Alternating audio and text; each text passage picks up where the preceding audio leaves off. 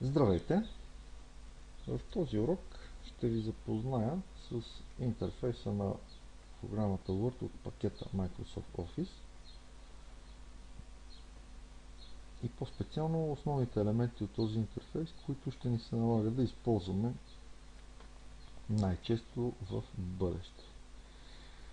Така, виждате, имаме отворена програмата. Най-отгоре се намира титулбара или заглавната лента. На тази лента виждате изписано е името на документа документ 1 и програмата, през която е отворен този документ. Името документ 1 е зададено автоматично при отварянето на нов документ през програмата Microsoft Word, тъй като ние все още не сме го записвали, но той, за да съществува, все пак трябва да има някакво име, за да се различава от всичко останало. Затова по подразбиране му се слага, ако това е първият документ, който сме отворили при това пускане на компютъра, ще бъде винаги документ 1. Ако е втори, 2, 3 и така нататък, колкото документи си отворим.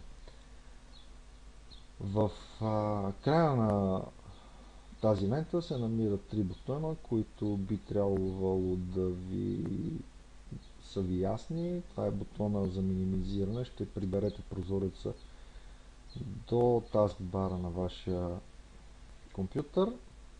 Втория бутон е максимизиране, за да разпъне прозореца на целия екран на вашия компютър.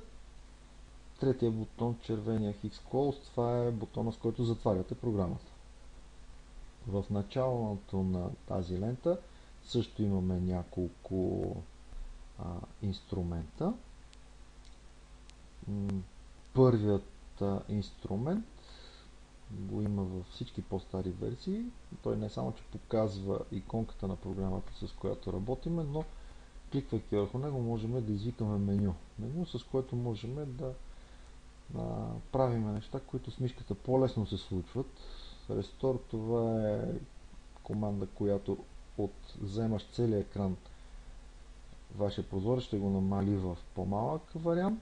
Move е за да преместите прозореца, Size за да го промените размера на прозореца и Minimize, Maximize и Close отговарят на бутоните, които имаме в дясно на заглавната лента, които преди малко споменахме. Защо ги има тези инструменти тук, след като с мишката можем да ги изпълняваме много по-удобно и лесно?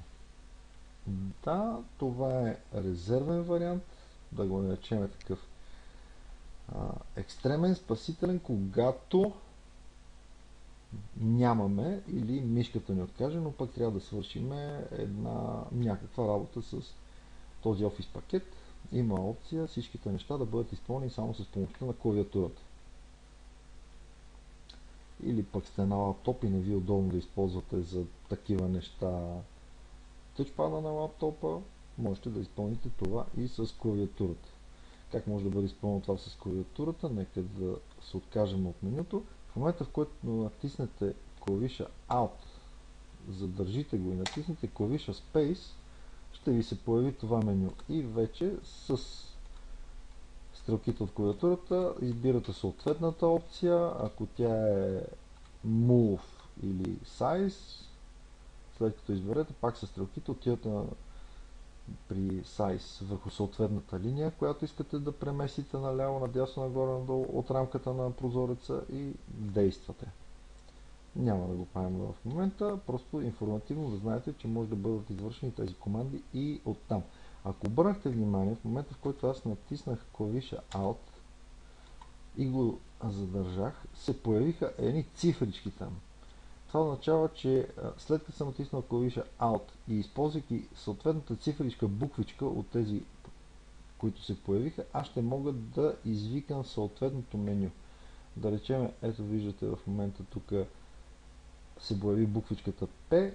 Това означава, че аз ако натисна в момента P, ще се появи таба Page Layout, ще бъде активен и в момента виждате на различните опции, които се намират тук, клавишни комбинации, с които могат да бъдат извикани.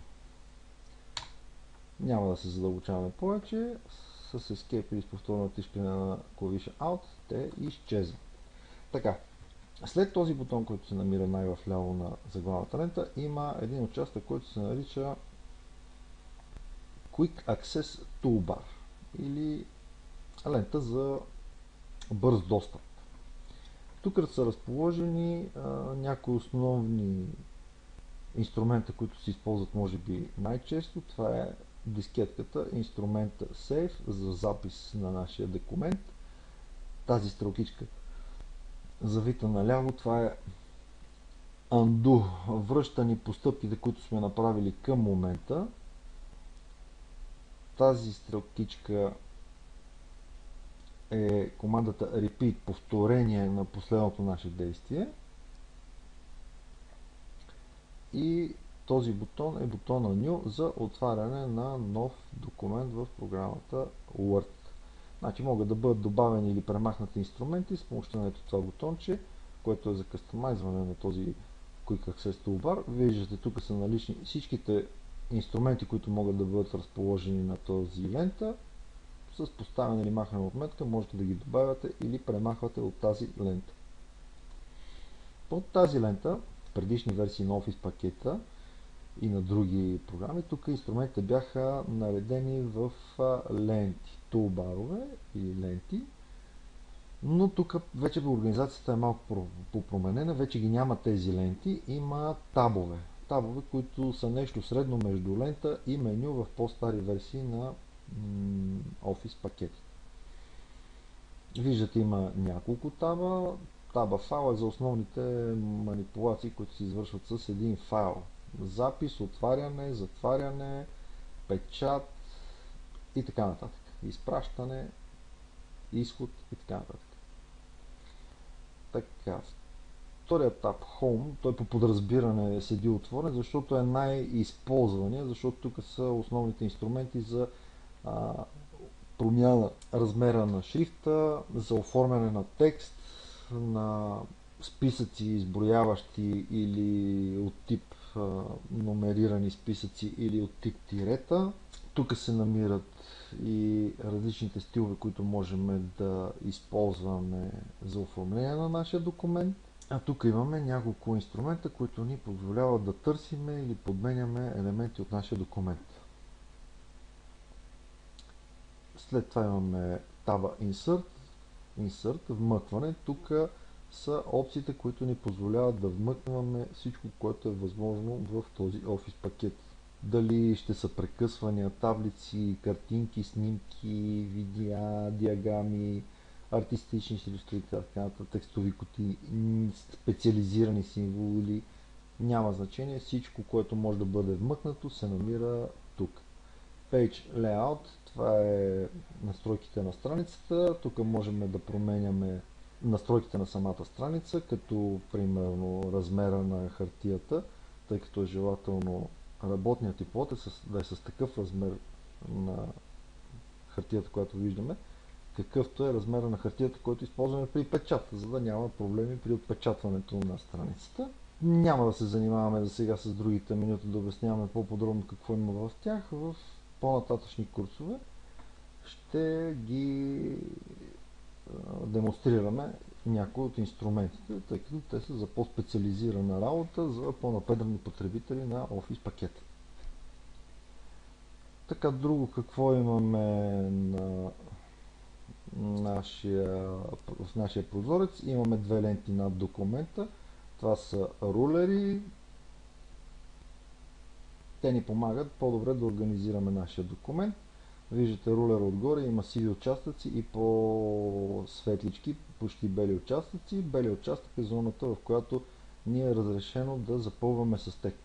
В сивите участъци няма да има текст. Същото се отнася и за левия рулер, който дефинира горното и долното поле на страницата, полета, в които ние няма да пишеме. В дясно се намира слайдера, който ни позволява скрола, който ни позволява да се придвижваме нагоре и надолу по документа, за да го прегледаме. В долната част на нашия прозорец има статус бар. Ето виждате, на него също можем да променяме вида, в смисъл можем да включим инструменти, които да се виждат на него или които да не се виждат. Тези, които са с отметки, в момента се виждат. Статус бара показва моментното състояние на нашия документ. Виждате, в момента в нашия документ сме на първата страница, от всичко общо една страница. Нямаме въведени думи и езика на клавиатурите в момента е този, който е по подразбиране английски. Тук в дясно имаме някои инструмента, които ни позволяват да променяме изгледа на работната ни поща. Най-често използване е точно този, който се казва Print Layout. Следващия е Full Screen Reading. Той ще направи документа ни на цял екран, което не ни е необходимо. Тук, ако искаме да виждаме нашия документ като веб страница, без ограничителни полета и така нататък, но пак се казвам, най-често използвания и този, който ще използваме ние е Print Layout. Така както ще изглежда нашия документ, ако го изпечатаме върху хартия. Долу в дясно се намира участъка, откъдето можем да мащабираме нашия лист. В смисъл, ако имаме някъде участък от текста с по-дребнички детайли, дали ще е текст или някакви други, но и ние искаме да ги виждаме по-ясно, просто можем да увеличиме размера на нашия екран и така ще виждаме повече детайли от този екран. Това е общо взето основните неща в интерфейса, така че до скоро, до следващия урок.